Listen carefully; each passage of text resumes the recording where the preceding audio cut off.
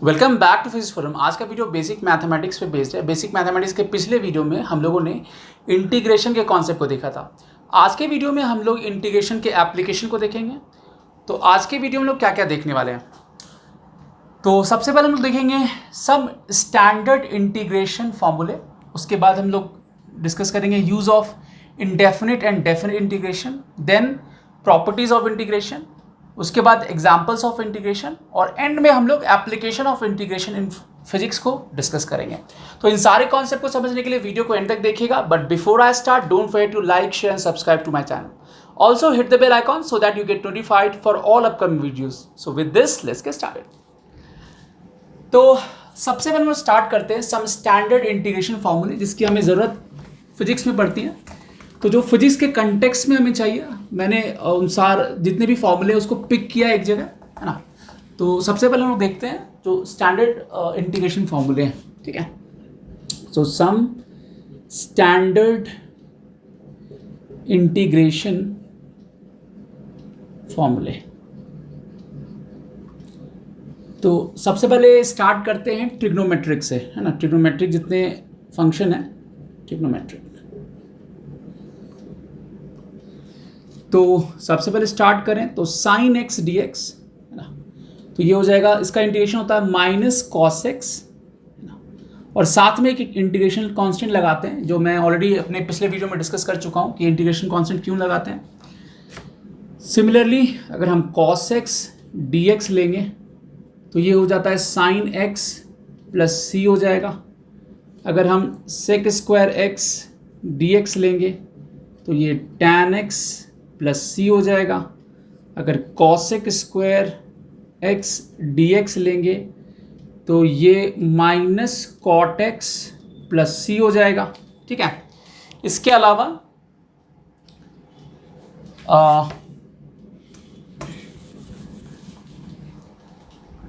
सेक x tan x का भी होता है ना। तो अगर हम sec x tan x d x ले लें तो ये सेक एक्स प्लस सी हो गया। अगर cosec x cot x d x ले लें तो ये माइनस कॉसेक एक्स प्लस सी हो जाएगा, ठीक है। तो ये सब बेसिक ट्रिग्नोमेट्रिक फंक्शन का इंटीग्रेशन है जो हमें फिजिक्स में ज़रूरत पड़ती है, ठीक है। तो ये हो गया हमारा ट्रिग्नोमेट्रिक फंक्शन, ठीक है। अब हम लोग देखते हैं एल्जेब्रिक फंक्शन को, ठीक है। तो एल्जेब्रिक में अगर हम आ जाएं तो अगर जैसे सिंपलेस्ट है कि अगर dx का इंटीग्रेशन होगा तो ये x प्लस सी हो जाएगा। अगर मान लीजिए यहाँ पे k dx है, कि यहाँ पर एक कांस्टेंट है, तो ये k इंटू एक्स प्लस सी हो जाएगा, है ना। k मेरा कांस्टेंट है, अनदर कांस्टेंट है। फिर जो मोस्ट कॉमन है वो ये वाला फॉर्म है, x एंड dx वाला जो फॉर्म है, ये होता है x to the power n plus one by n plus one, और प्लस कांस्टेंट लग जाएगा यहाँ पर। और n का वैल्यू यहाँ पर this should not be equal to minus one, क्योंकि अगर माइनस वन हो गया यहाँ पर तो ये अनडिफाइंड हो जाएगा, ठीक है। तो ये हो गया।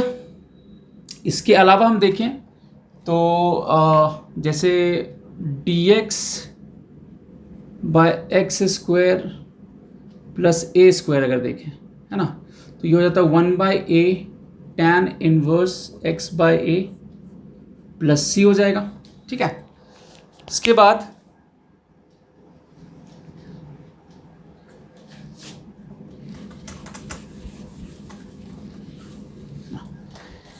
हम देखें तो से dx by root under a square minus x square ले लें तो ये हो जाता है sine inverse x by a plus constant.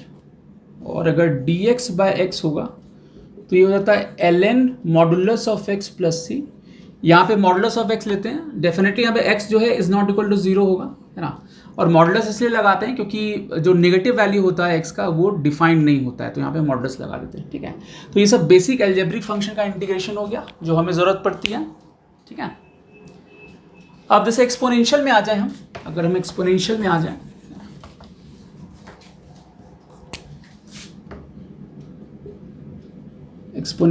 आ जाए तो मोस्ट फ्रीक्वेंट है ये ई एक्स डी एक्स, इसका इंटीग्रेशन ई एक्स प्लस सी हो जाएगा। और दूसरा फॉर्म होता है अगर ए एक्स प्लस बी है, यहाँ पे ए और बी कांस्टेंट है ना, तो इसका हो जाएगा e a x plus b by a plus c. ठीक है, ए बी आर कॉन्स्टेंट्स। तो ये मेरा एक्सपोनेंशियल फंक्शन हो गया। तो बेसिक जितना मैंने अभी लिखा है एल्जेब्रिक ट्रिग्नोमेट्रिक और एक्सपोनेंशियल फंक्शन में, बेसिकली इसी की ज़रूरत पड़ती है हमें फिजिक्स में, राइट। अब हम लोग देखते हैं use of definite and indefinite integration.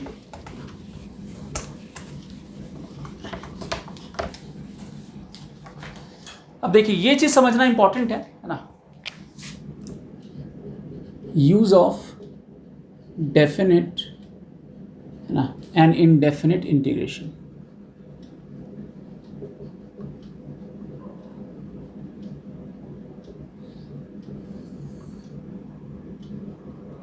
जैसे मान लीजिए कि सबसे सिंपल एग्जांपल लें तो let's say x square D x मान लीजिए निकालना है, तो ये x to the power n वाला फॉर्म है, राइट। तो यहाँ पर एन का वैल्यू कितना हो गया, मेरा 2 हो गया। तो इसका इंटीग्रेशन हमें पता है कितना हो जाएगा, एक्स 2 + 1 n + 1 बाई 2 + 1, नहीं तो ये होगा एक्स क्यूब बाई 3 और साथ में कांस्टेंट लग जाएगा प्लस सी लग जाएगा, राइट। यहाँ पर कांस्टेंट लग रहा है क्योंकि ये बाउंडेड नहीं है, यहाँ पर लोअर लिमिट अपर लिमिट इसका डिफाइंड नहीं है, तो यहाँ पर एक कांस्टेंट लगा देंगे और यहाँ जो रिजल्ट आएगा एक फंक्शन आएगा एक्स का, ठीक है, कोई दूसरा फंक्शन होगा। बट इसी में तो ये मेरा क्या हो गया, ये मेरा हो गया इनडेफिनिट इंटीग्रेशन, नहीं ये इनडेफिनिट इंटीग्रेशन हो गया, ठीक है, ये मेरा इनडेफिनिट इंटीग्रेशन हो गया। इसी में अगर मान लीजिए इसको हम बाउंड कर दें, जैसे एक्स स्क्वायर डी एक्स है और लेट्स से इसको हम 0 से 1 बाउंड कर दें या 1 से 2 बाउंड कर दें लेट्स से, ठीक है। तो अब इसका रिजल्ट जो होगा ये तो एक्स क्यूब बाई 3 ही होगा। बट अब यहाँ पे क्या करेंगे, यहाँ पर पहले लोअर लिमिट, ये लोअर लिमिट होता है, ये अपर लिमिट होता है, तो 1 से 2 ये ऐसे लिख देना है हमें, जो भी रिजल्ट आएगा उसमें लोअर लिमिट और अपर लिमिट लिख देना है। तो ये मेरा लोअर लिमिट हो गया है ना, ये मेरा लोअर लिमिट हो गया और ये मेरा अपर लिमिट हो गया, नहीं अपर लिमिट हो गया किसका, एक्स का हो गया, राइट। अब तरीका क्या, ये जो कांस्टेंट इसको बाहर निकाल लीजिए है ना, और ये जो 2 है तो एक बार पहले अपर लिमिट रखना है तो 2q और फिर लोअर लिमिट रखना है माइनस के साइन के साथ -1q, नहीं तो यहाँ पे 8 - 1 कितना होगा 7/3 हो जाएगा, ठीक है। तो ये एक कांस्टेंट वैल्यू आएगा और यहाँ ऐसा इसलिए हुआ, और इसी को हम लोग क्या बोल देंगे, इसको बोलेंगे डेफिनिट इंटीग्रेशन। नहीं यहाँ पे जो वैल्यू आया वो एक कांस्टेंट वैल्यू आ गया, डेफिनिट इंटीग्रेशन है ना, इंटीग्रेशन है ना। तो ये मेरा डेफिनिट इंटीग्रेशन हो गया, और क्योंकि इसको हमने इसके लिमिट्स को डिफाइन कर दिया है हमने, इसलिए यहाँ पर एक कांस्टेंट वैल्यू आया, ठीक है। तो यही फर्क हो जाता है इनडेफिनिट और डेफिनिट इंटीग्रेशन में, ठीक है। चलिए आगे बढ़ते हैं, अब आते हैं प्रॉपर्टीज ऑफ इंटीग्रेशन में। प्रॉपर्टीज ऑफ इंटीग्रेशन में आए तो सबसे पहले होता है linear property, properties of integration. तो पहला जैसे लीनियर प्रॉपर्टी, तो लीनियर प्रॉपर्टी क्या है, जैसे मान लीजिए a f x plus b g x, इस फॉर्म को हमें इंटीग्रेट करना है, ठीक है। तो इसका जो इंटीग्रेशन होगा वो होगा ए है ना f x d x plus b g x d x, and of course यहाँ पे कांस्टेंट इंटीग्रेशन कांस्टेंट लग जाएगा क्योंकि ये बाउंडेड नहीं है, अगर बाउंडेड रहेगा तो फिर ये हट जाएगा, ठीक है।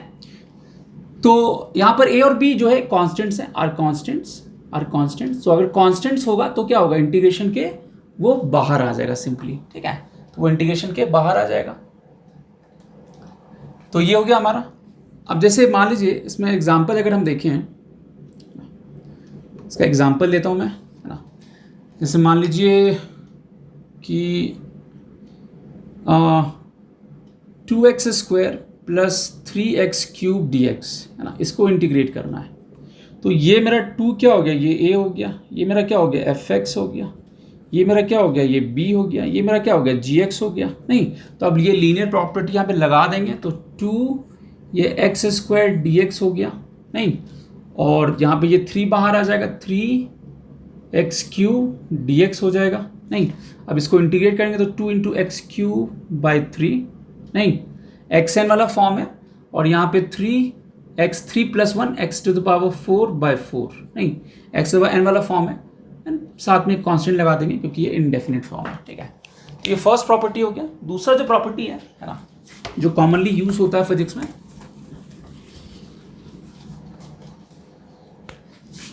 वो है कि अगर f a x plus b वाला फॉर्म अगर हमें इंटीग्रेट करना है तो इसका इंटीग्रेशन होता है 1/a, है ना, 1/a एफ, है ना, ये ऐसे लिख सकते हैं इसको, है ना, एफ एक्स और ये डी एक्स प्लस सी, जहाँ पर x का वैल्यू जो होगा ए एक्स प्लस बी हो जाएगा। ठीक है, तो इस फॉर्म में ये आ जाता है। मैं इसको एक्सप्लेन करता हूँ एग्जांपल से। जैसे फॉर एग्जांपल, जैसे हमने देखा कि e to the power x d x का, राइट, तो e to the power x plus c था। अगर यहाँ पे लेट से a x plus b d x हो गया, तो अब क्या होगा, अब इसका जो इंटीग्रेशन होगा, अब यहाँ पर ए एक्स प्लस बी मेरा ये क्या हो गया, ये कैपिटल एक्स हो गया, नहीं ये कैपिटल एक्स हो गया। ठीक है, तो अब क्या होगा कि इसका जो कॉफिशिएंट है, नहीं इसका जो कॉफिशिएंट है वो कितना हो जाएगा, मतलब इसको आप ऐसे समझ सकते हैं, लेट से कि इसको हम अगर कैपिटल एक्स बोलें, नहीं लेट से ए एक्स प्लस बी को हमने कैपिटल एक्स कहा, तो डी एक्स जो होगा वो कितना हो जाएगा, ए डी एक्स हो जाएगा। नहीं ये वैल्यू यहाँ पे रख दें हम लोग, तो ये ई टू द पावर एक्स और ये मेरा कितना हो जाएगा, ये हो गया डी एक्स बाई ए हो जाएगा, राइट, हो जाएगा ना। तो इसका इंटीग्रेशन में पता है, तो ये 1/a e to the power x plus सी हो जाएगा। So 1/a e to the power a x plus b plus c होगा, राइट। तो सिंपली क्या करेंगे, यहाँ जो भी x का कॉफिशिएंट होगा वो डिनोमिनेटर में आ जाएगा। जैसे जब डिफरेंशिएशन होता था तो यहाँ जो होता था वो प्रोडक्ट में आता था, नहीं डिफरेंशिएशन केस में, बट यहाँ भी क्या आएगा, डिनोमिनेटर में आ जाएगा। तो ये फॉर्म रहेगा हमारा। ठीक है, इसको हम और भी एग्जाम्पल ले सकते हैं, है ना। जैसे अगर मान लीजिए कि इसका और एग्जाम्पल लेते हैं, जैसे एक्स एन डी एक्स हमें पता है, right, x n d x का जो होता है x n plus one by n plus one plus c है।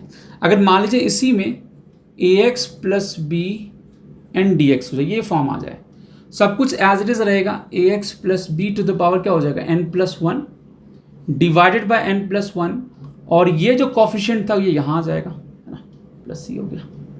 ठीक है, और भी एग्जाम्पल हम लोग ले सकते हैं इसमें, है ना, और भी एग्जाम्पल इसी तरीके से हम लोग मॉडिफाई करके बता सकते हैं। तो ये हो गया प्रॉपर्टीज ऑफ इंटीग्रेशन। अब हम लोग मूव करते हैं, कुछ एग्जाम्पल्स देखते हैं। एग्जाम्पल्स ऑफ इंटीग्रेशन,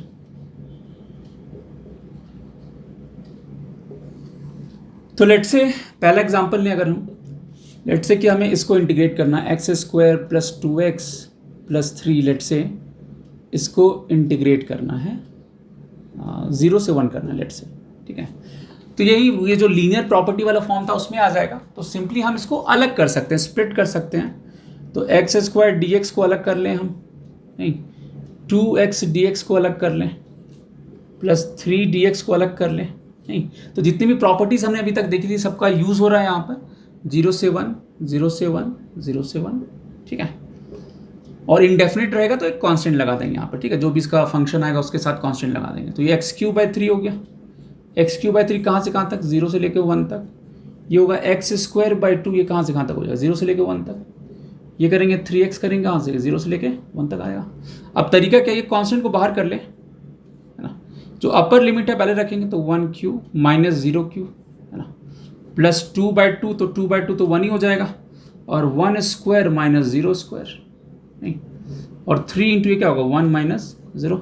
ठीक है, तो ये 1/3 प्लस ये कितना हो जाएगा, ये 1/3 हो गया, ये 1 हो गया, और ये 3 हो गया। सो 4 प्लस 1/3 है ना, तो ये 13/3 हो जाएगा, है ना। तो ये हमारा इसका इंटीग्रेशन हो गया। ठीक है, सिंपल 1/3 प्लस 1 प्लस 3, ठीक है 4, तो 13/3। ठीक है, तो पहला एग्जाम्पल हो गया। और एग्जाम्पल लेते हैं।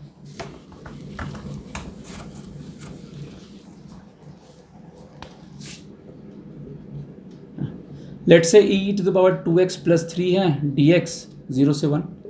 तो मैंने बताया था इसका इंटीग्रेशन क्या होगा, e 2x प्लस 3, और ये जो कॉफिशिएंट है ये 2 नीचे आ जाएगा। तो क्या करेंगे, 0 से 1 पहले अपर लिमिट करेंगे, तो हाफ को बाहर, ये जो 2 है इसको बाहर कर लें, 2 बाहर कर लें, एक बार 1 रख दें value, 2 to the power 1 plus 3 है ना, और ये कितना हो जाएगा, यहाँ पर एक बार 0 रखेंगे वैल्यू, 0 प्लस 3 नहीं, तो हाफ ये हो गया e टू द पावर 5 और माइनस यहाँ पे 0 रखें तो e टू पावर क्यूब हो जाएगा, राइट। तो इसका आंसर हो गया। तो ये सेकंड एग्जांपल हो गया। एक और एग्जांपल लेते हैं इसमें।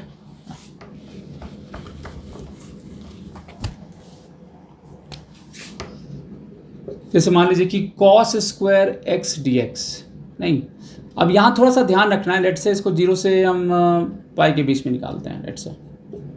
अब यहाँ पे क्या ध्यान रखना है, ये तो cos स्क्वायर है, cos x नहीं है, नहीं, तो हमें इसको अगर पॉसिबल हो तो उस फॉर्म में कन्वर्ट कर सकें, अगर कोसाइन सिर्फ cos के फॉर्म में कन्वर्ट कर सकें तो मेरे लिए इंटीग्रेशन निकालना आसान हो जाएगा। तो ऐसा पॉसिबल है, हमें पता है कि जो 1 प्लस कॉस 2x होता है ये 2 cos स्क्वायर x होता है। ये सब मैं ऑलरेडी डिस्कस कर चुका अपने प्रीवियस वीडियोस में, जहाँ पे मैंने बेसिक ट्रिग्नोमेट्री को डिस्कस किया था, वहाँ पे ये ऑलरेडी ये सब डिस्कस हो चुका है।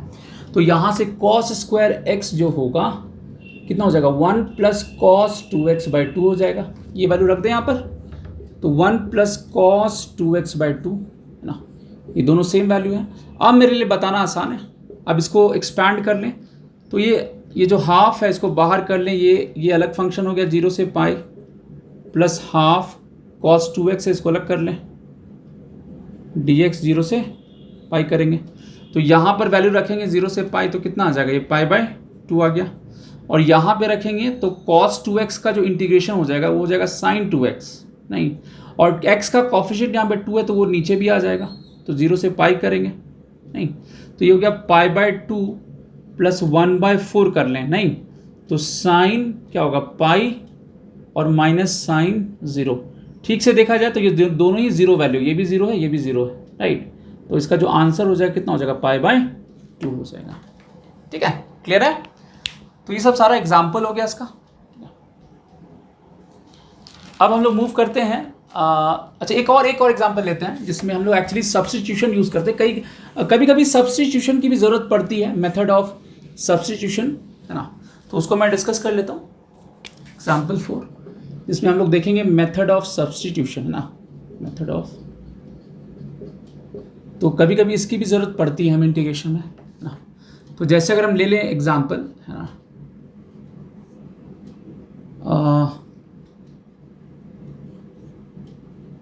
लेट से हमें इसको इंटीग्रेट करना है, ठीक है।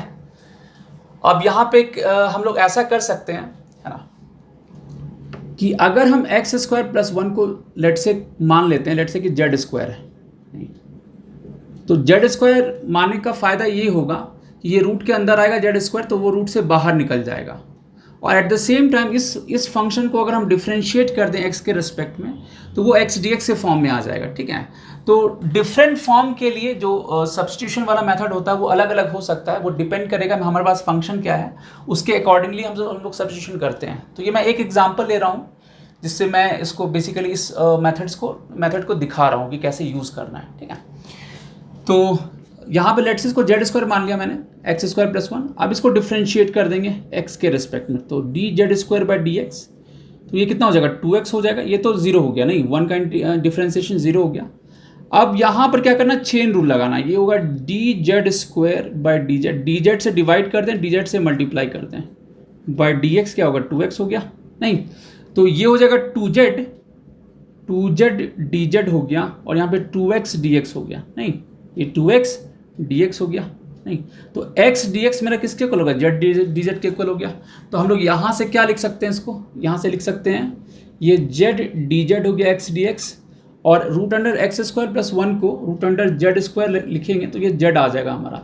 सो z dz बाई z आ गया, नहीं, तो ये सिंपली dz आ गया, नहीं, तो dz आएगा, dz का इंटीग्रेशन क्या होगा, z प्लस c हो जाएगा, और z मेरा कितना है, root under x square plus 1। तो इस तरीके से हम लोग मेथड ऑफ सब्स्टिट्यूशन को यूज कर सकते हैं, ठीक है। अब हम लोग कुछ एप्लीकेशन देखते हैं इंटीग्रेशन का फिजिक्स में, है ना।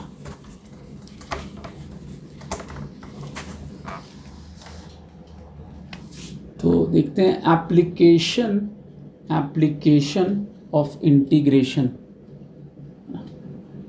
In physics. लेट्स से पहला एग्जांपल लें। लेट्स से मैं v दिया हुआ है कि v जो है मेरा let's say t square plus t plus 1 है, ठीक है। And at x is equal to 0 पे, है ना, इसका जो at t is equal to 0 पे इसका जो पोजीशन है एक पार्टिकल का एज ए जो velocity as a function of time दिया हुआ है, ठीक है। तो v as a function of time दिया हुआ है और t इक्वल टू 0 पे पार्टिकल का जो पोजीशन है वो 1 मीटर पे है। तो t इक्वल टू 1 सेकेंड में बताना है कि x का वैल्यू कितना होगा। तो इस टाइप के प्रॉब्लम में इंटीग्रेशन की ज़रूरत पड़ेगी। v को हम लिखेंगे dx बाई dt, जो डेफिनेशन होता है वेलोसिटी का। So t square plus t plus 1, so dx मेरा कितना होगा, t square plus t plus 1 into d t हो जाएगा। नहीं, अब यहाँ पे क्या रखना है, हमने क्या किया, इस dt को इधर ले गए क्योंकि ये मेरा फंक्शन ऑफ टाइम है। dt इधर ले जाएंगे तो ये जो फंक्शन ऑफ टाइम है dt के साथ क्या होगा, इंटीग्रेबल हो जाएगा। नहीं तो एक्चुअली अगर इंटीग्रेशन ना लिखें हम ये, तो ये डिफरेंशियल डिस्प्लेसमेंट हो गया जो कि dt टाइम में ट्रैवल किया जा रहा है विथ दिस वेलोसिटी, ठीक है। तो इसी को अगर हम इंटीग्रेट कर लेंगे तो एंटायर हमें वो डिस्प्लेसमेंट आ जाएगा। लेकिन यहाँ पे हमसे पोजीशन पूछा गया है, तो ये हमें पता है कि t इक्वल टू 0 पे x मेरा 1 है, तो 0 के कॉरेस्पॉन्डिंग ये 1 है, तो यहाँ पर उसी के कॉरेस्पॉन्डिंग वैल्यू यहाँ पे रखना है। जैसे ये इसका लोअर लिमिट हो गया, तो उस t इक्वल टू 0 पे पोजीशन कितना है उसी के कॉरेस्पॉन्डिंग रखना है। और t इक्वल टू 1 पे पूछा गया है कि कितना होगा, लेट से ये x नॉट है, लेट से, तो अब इसका इंटीग्रेशन कितना हो जाएगा, ये तो x हो गया, तो x होगा मेरा 1 से लेके x नॉट, है ना, तो ये x नॉट हो गया। और यहाँ पर इंटीग्रेट करेंगे तो टी स्क्वायर डी टी, है ना, 0 से 1, टी डी टी क्या होगा 0 से 1, है ना, और डी टी क्या होगा 0 से 1। तो यहाँ से ये x नॉट माइनस 1 हो गया, ये x नॉट माइनस 1 हो गया। इसको इंटीग्रेट करें टी क्यू बाई 3 हो जाएगा, टी क्यू बाई 3 0 से 1, है ना। इसको करेंगे तो टी स्क्वायर बाई 2 हो जाएगा 0 से 1, है ना, और ये t हो गया 0 से 1। अब इसको तो आराम से कैलकुलेट कर सकते हैं। सो x नॉट माइनस 1 क्या होगा, 1/3 हाफ प्लस 1 हो गया। नहीं तो ये हो गया मेरा कितना, ये हो गया 5/6 प्लस 1, तो 11/6, ठीक है। तो x नॉट जो होगा 1 प्लस 11/6, तो कितना हो जाएगा ये 17/6 मीटर। तो ये इसका पोजीशन हो गया। अगर हम सिर्फ डिस्प्लेसमेंट की बात करते तो ये पार्ट हो जाता डिस्प्लेसमेंट, नहीं ये इधर -1 हो जाता, ये मेरा डिस्प्लेसमेंट हो गया। नहीं बट यहाँ पोजीशन पूछा गया तो पोजीशन मेरा x नॉट है मेरा, है ना, तो ये मेरा पोजीशन हो गया, ठीक है। तो ये पहला एग्जांपल हो गया। अब दूसरा एग्जांपल देखते हैं हम लोग।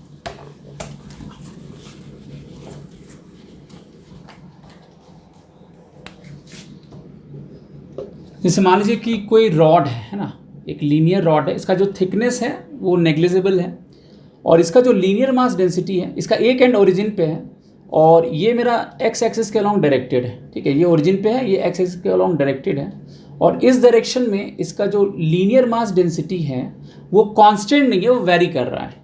तो लेट से लैम्डा x जो है वो अल्फा इंटू एक्स ऐसे वेरी कर रहा है, जहाँ पे अल्फा मेरा एक कांस्टेंट है ना, अल्फा एक पॉजिटिव कांस्टेंट है, ठीक है। तो हमें बताना इसका मास क्या होगा। अब इस टाइप का जो प्रॉब्लम है कैसे इसको डील करेंगे। यहाँ जो लैम्डा है ये क्या हो गया, ये मेरा हो गया लीनियर मास डेंसिटी। लैम्डा यहाँ पे क्या है मेरा, लीनियर मास डेंसिटी।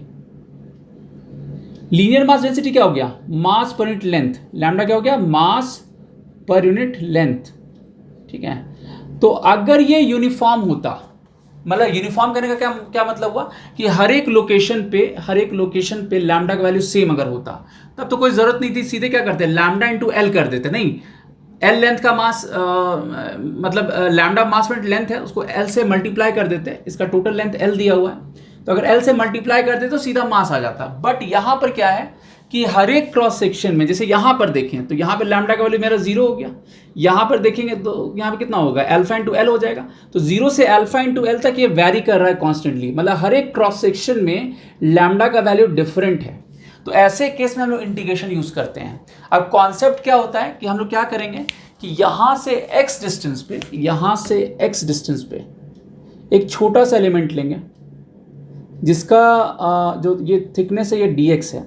अब ये जो थिकनेस है ये इतना स्मॉल है कि इसमें जो लैम्डा का वेरिएशन हम उसको कांस्टेंट ले सकते हैं। जैसे अगर मान लीजिए कि यहाँ पर लेट्स से कि 2 यूनिट है यहाँ पे वैल्यू, तो यहाँ पे 2 ही यूनिट वैल्यू होगा क्योंकि ये dx बहुत स्मॉल है और इसमें हम ऑलमोस्ट कांस्टेंट लेके चल सकते हैं।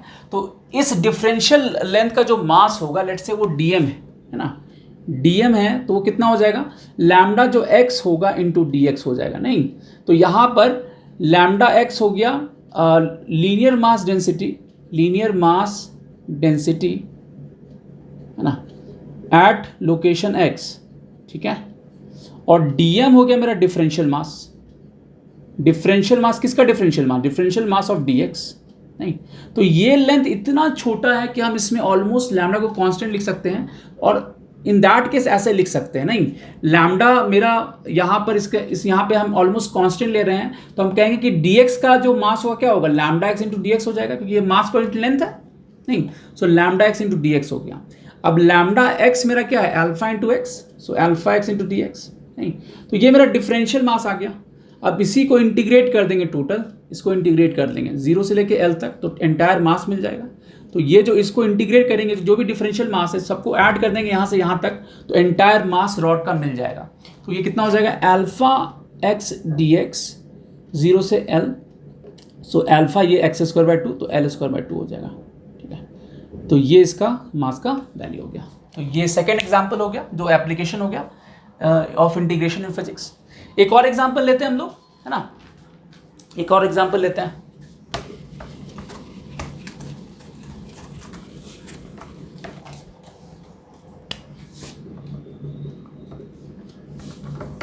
लेट्स से कि हमें एक सॉलिड हेमिस्फीयर है उसका वॉल्यूम निकालना है ना। ये एक सॉलिड हेमिस्फीयर है ना, इसका रेडियस r दिया हुआ है ना? एक सॉलिड हेमिस्फीयर है, इसका हमें वॉल्यूम निकालना है। तो कैसे निकालेंगे हम लोग, तो हम लोग क्या करेंगे, यहाँ पे क्या करेंगे, हम ऐसा मान सकते हैं ना, हम ऐसा मान सकते हैं कि ये एंटायर जो सॉलिड हेमिस्फीयर है, ठीक है, हम मान सकते हैं कि ये बहुत सारा डिस्क से बना होगा। नहीं, बहुत सारा डिस्क से बनेगा जिसका रेडियस r से लेके, है ना, इनफाइनाइट नंबर ऑफ डिस्क से बना होगा जिसका रेडियस r से स्टार्ट होके कहाँ तक जाएगा, 0 तक। मतलब ऐसा कॉन्सेंट्रिक, है ना, ऐसा कॉन्सेंट्रिक डिस्क बन सकता है ना। ठीक है, तो हम मान सकते हैं क्योंकि इंटीग्रेशन लोग सिमेट्री यूज करते हैं, तो यहाँ पर हम अगर डिस्क ले लें और बहुत सारे ऐसे डिस्क को ऐड करते जाएं तो इस एंटायर हेमिस्फीयर का वॉल्यूम हमें मिल जाएगा। और यही कॉन्सेप्ट हम लोग यूज करेंगे यहाँ पर। तो हम लोग क्या करेंगे यहाँ पर कि यहाँ पर हम लोग क्या करते हैं, है ना, तो लेट्स से यहाँ पर हम एक्सेस डिफाइन कर सकते हैं। लेट्स से हम इधर y कहते हैं, इधर y कहते हैं, इधर x कहते हैं, राइट, इधर x इधर मेरा y। ठीक है, अब ये जो है मेरा, है ना, ये यहाँ से y डिस्टेंस पे ये डिस्क है और इसका रेडियस लेट से x है। ऑब्वियसली x और y वेरी करेगा, तो सबसे पहले तो ये समझना पड़ेगा कि हम सिमेट्री से इस सॉलिड हेमिस्फीयर को मान सकते हैं कि ऐसे बहुत सारे कॉन्सेंट्रिक डिस्क से बना होगा, राइट। तो लेट्स से यहाँ से y लोकेशन पे हमने एक छोटा सा डिस्क लिया जिसका जो थिकनेस है, ये थिकनेस जो है, क्योंकि ये y के डायरेक्शन में ले रहे हैं तो इस थिकनेस को, ये थिकनेस बहुत छोटा है तो इसको हम dy बोलेंगे। ये जो थिकनेस है, ये जो थिकनेस आप देख रहे हो, ये dy थिकनेस है, ठीक है। और ये जो डिस्क का रेडियस है ये x है यहाँ पर, ठीक है। अच्छा, यहाँ पर हमारे पास एक ज्योमेट्रिकल एडवांटेज क्या है कि x और y के डिफरेंट वैल्यू के लिए, x और y का डेफिनेटली अगर हम डिस्क लें तो अलग अलग लोकेशन पे जो डिस्क का रेडियस होगा और उसके सेंटर का जो हाइट होगा वो अलग अलग होगा। बट x² + y² = r², ये जो पाइथागोरस है ये हमेशा होल्ड करेगा, राइट, ये हमेशा होल्ड करेगा। नहीं, x² + y² क्या, ये रेडियस हो जाएगा हेमिस्फीयर का। अब क्या है, यहाँ पर हमें वॉल्यूम चाहिए, तो पहले ये डिफरेंशियल वॉल्यूम निकाल लेते हैं। डिफरेंशियल dv क्या है, डिफरेंशियल वॉल्यूम। तो ये जो डिस्क है इसका क्रॉस सेक्शन कितना होगा, πx²। नहीं, और ये जो थिकनेस है ये बहुत स्मॉल है, इसमें हम मान सकते हैं कि ये जो थिकनेस है ये ऑलमोस्ट कांस्टेंट लेके चलेंगे तो ये πx² इंटू क्या हो जाएगा, dy हो जाएगा। तो पाई एक्स स्क्वायर जो है ये क्रॉस सेक्शन हो गया, dy थिकनेस हो गया। जैसे हम इसको ऐसे सिलेंडर की तरह ट्रीट कर सकते हैं। जैसे सिलेंडर का जो वॉल्यूम होता है पाई स्क्वायर एच होता है, नहीं तो सिलेंडर मेरा का जो बेस है पाई स्क्वायर हो गया, और अगर उसको एच हाइट तक हम स्टैक कर दें तो पूरा वॉल्यूम मिल जाएगा। तो सेम लॉजिक से इस डिस्क का, अगर हम इस डिफरेंशियल डिस्क का वॉल्यूम चाहिए तो ये पाई एक्स स्क्वायर इसका एरिया ऑफ क्रॉस सेक्शन हो गया, और जो dy है उसका डिफरेंशियल वॉल्यूम है, तो pi x square into dy हो जाएगा। नहीं तो ये जो dv है ये क्या हो गया मेरा डिफरेंशियल वॉल्यूम, डिफरेंशियल वॉल्यूम, ठीक है। और फिर इसी वॉल्यूम को इंटीग्रेट कर लेंगे एंटायर सरफेस के लिए, तो क्या मिलेगा हमें, एंटायर जो है हेमिस्फीयर्स का वॉल्यूम मिल जाएगा, ठीक है। तो pi x square into d y हो गया। अब यहां पर देखा जाए तो ये डी वाई में वैरी कर रहा है, और यहाँ पे एक्स स्क्वायर है, बट हम एक्स स्क्वायर को वाई के टर्म में लिख सकते हैं। तो क्या लिखेंगे, पाई इंटू एक्स स्क्वायर कितना होगा, r square minus y square d y हो जाएगा। नहीं यहाँ से नहीं, यहाँ से मेरा एक्स स्क्वायर जो r square minus y square ये वैल्यू यहाँ पे रख दें। अब ये एंटायर डी वाई में कन्वर्ट हो गया, एंटायर फंक्शन एफ वाई हो गया, ये भी डी वाई हो गया, तो ये आराम से इंटीग्रेट कर सकते हैं। अब इसी को इंटीग्रेट कर लें, है ना, इसको इंटीग्रेट कर लें, डी वी इंटीग्रेट कर लें तो एंटायर वॉल्यूम मिल जाएगा। तो pi r square minus y square d Y.